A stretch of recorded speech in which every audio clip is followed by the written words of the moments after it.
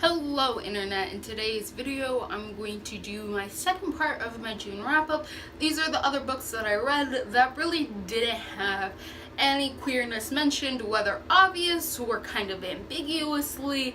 They're just other books that I read, so I'm going to mention them. Some of them were good and some of them were pretty. They were okay? They were okay. So first I'm going to mention I read volumes 2 and volumes 3 of Descenders. This is a graphic novel series, really beautiful. It's done in watercolor, which is not something I really see often in graphic novels. It follows an android called Tim-21. He lives in a world where androids at one point just turned evil, started murdering humans and other life, and have kind of just gone rogue. He wakes up after a very long time of being asleep, and his one goal is to find his human companion, this boy, now man, named Andy. And throughout the way we're gonna find out a lot of weird politics about androidness and stuff like that, and you know, things like that. I think the second and third volumes, they were good. I think for sure my favorite volume was volume 1. There was just something so beautiful about that volume. The other two volumes are still really good. They are still really great science fiction. They are still really great books that if you like AI stories and android stories, I think those are like a 4 stars, where Descender 1 was a 5-star, but overall I still really like it. So if this sounds like something you would like, a story about an android robot trying to find its human companion in a world where humans don't like androids and androids don't like humans, go forth and buy, or read, or borrow. Whichever is your preferred method of reading things, okay?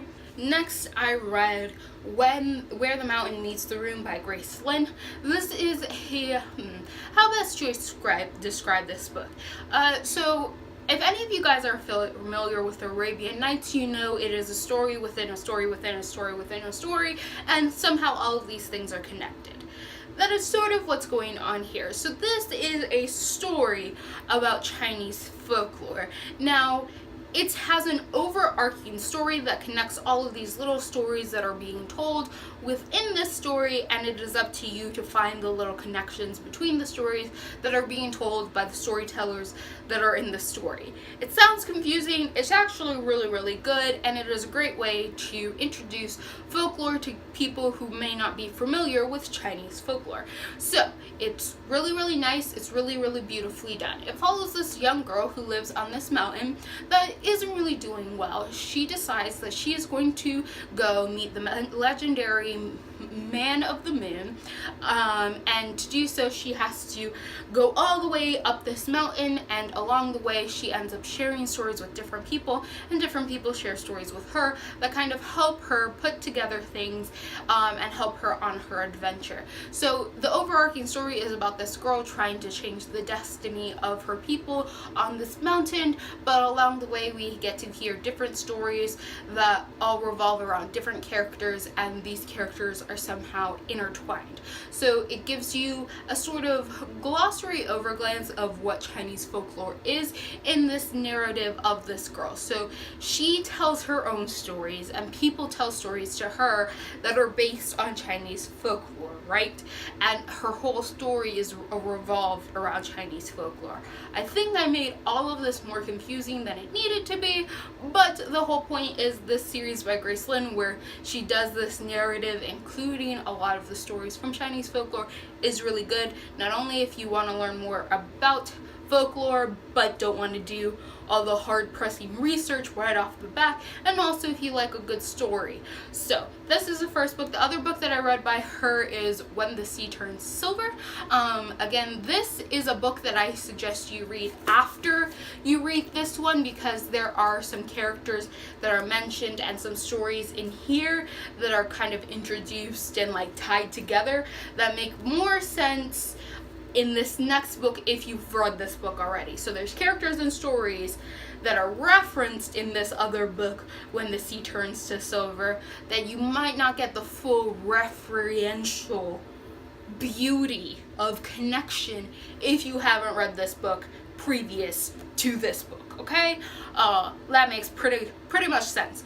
Not that you have to read them in order, simply that because these stories and these stories by Graceland that revolve around folklore really have to do with connecting the dots between these different stories that are just being told, and understanding that while these characters are just hearing stories, you as the reader are supposed to be connecting dots for how all of these folklore stories and these legends actually have characters that connect to each other.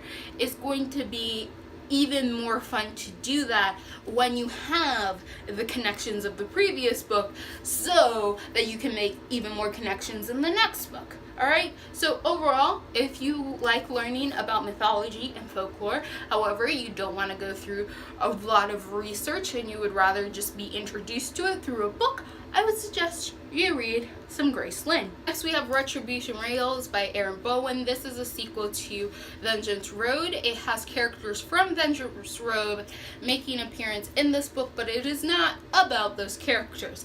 So again, this is a book better read if you've read the first book already, but it is not absolutely necessary that you read Vengeance Road before you read this one. I just highly suggest it. So this one was not my favorite. I definitely prefer Vengeance Road to this one.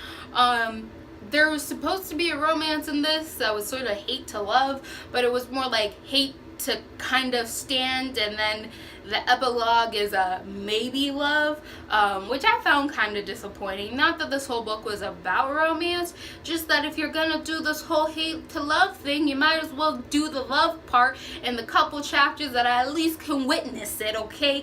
And not that I have to make it up later. Anyway, it follows this kid. He's called the Rose Kid because he's a part of a Rose gang, which is pretty terrible and awful, and we met them in Vengeance Road to begin with, and he kind of wants to escape his fate because he does not like being in this gang. He ends up meeting this girl, Tessa, who is the daughter of a railroad, railroad merchant man, Mongol, a guy who's rich for doing railroads, and she wants to be a journalist. Their paths end up crossing, and then it's this weird love to hate relationship running from the gang about the Rose Kid and this girl Tessa, and then Kate ends up showing up because she was in Vengeance Road, and then she ends up appearing here and making it sound like a mess. I don't think the plot is actually a mess. It's taking too much effort for me to explain this book. Point is, if you like westerns, you might like this book. There's not really anything romantic about it. The action is pretty okay. I think the best part about it was the banter between the characters, so that's pretty decent. There's a lot about railroads and cowboy gangs. So, yeah. I am not making this book sound pleasant. It wasn't a bad book. I was okay with it. And so I don't know what to say other than I was okay with it. You know? Next we have a book that I was absolutely infatuated with, and that is The Beautiful Ones by Sylvia Moray Garcia. This is the second book of hers that I read this month. Of course, I mentioned in the last video I read Certain Dark Things. This one is different. This is a book that takes sort of in times that are reminiscent of like pre-Victorian times or maybe Victorian times. And it follows a girl who is going to be introduced to high society. She is a part of a very rich family. She is now of age to get married. She ends up going to spend time with her cousins, and then drama ensues, which is actually the best part because this book had some good angst and drama that wasn't childish. It was done in a very mature-ish light, and the drama was really good, and I hated the person who was bad, and it was so good. So it follows this girl, and in this world, telekinetic powers are also a thing. Not that plays a big part of the story, but it is a thing that happens. And like I said, I like when you add fantastical elements to books that are otherwise pretty contemporary, and they're not a huge part of the story, they're just kind of part of the world. So I like that. Anyway, this girl has telekinetic powers, and she ends up meeting a stage telekinetic, this man named Hector, and they end up having this little relationship, and she ends up falling for Hector, and Hector is kind of with her, except Vivian. Hector and Vivian had a torrid past, and now it's a very weird, very awkward, dramatic love triangle that ending up okay, but we're all here for the drama, and because Vivian is a horrible person, okay, this ends up being really, really good. It ends up being like, if you like stories that are like in that Victorian era that aren't going to be super misogynistic, a little bit, but not super misogynistic, and it's going to have drama and angst and occasional telekinetics, then I suggest you read The Beautiful Ones, because it is a book worth obsessing over. Like, you get really into it. Like, it's a book that kind of draws you in. Like, not much is happening, but it draws you in because Vivian is an awful person. As much as I hate Vivian, she really made the story. And the last book that I'm going to mention reading and that I read is Greenglass House by Kate Milford. This is about a young boy named Milo. He lives in an inn that is on top of a mountain that's really hard to get at. And during his week of his winter holidays, where usually no one shows up, 5 people show up, and now he has a lot of people in his house, in his inn, on his winter break, and he's like, oh, why are you here? So this is sort of a mystery adventure story that has to deal with puzzles and stuff, because there are a lot of secrets of like why the smugglers are here and secrets of the house that he is going to try to figure out and discover about why all these people are here and how they all are connected, and what it has to do with the smuggler past. The most outstanding part of this book, well, the plot and the adventure and all of that and the riddles are pretty good.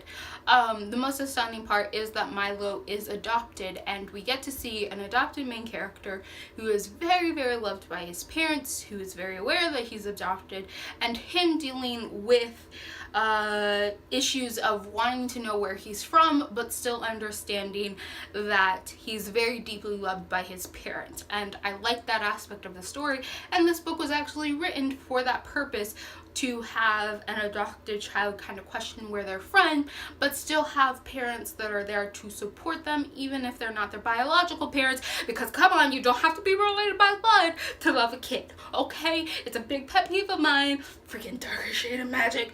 My eyes are twitching, but it's a big point for me that I want characters who are related by more than just blood, but by love, because they chose to be family.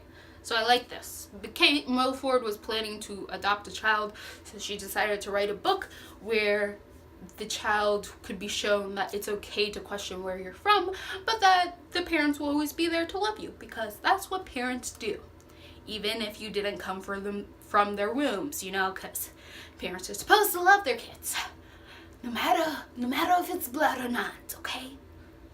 Still mad at Darker Shade of Magic. Still mad. I'm still real bitter. Otherwise, those are all the books that I read in the month of June. If you didn't watch the previous video where I talk about majority of queer books and books that have queer messages in them that I read during June, which was Pride Month, go watch that part of the wrap up. Otherwise, give me some book recommendations. I could always use some more books. It's not like my TBR isn't extensive already, but you know, I could always use more books. So if you like what you're seeing here and you want to continue to see more, go look all those bunnies down below, and goodbye, internet.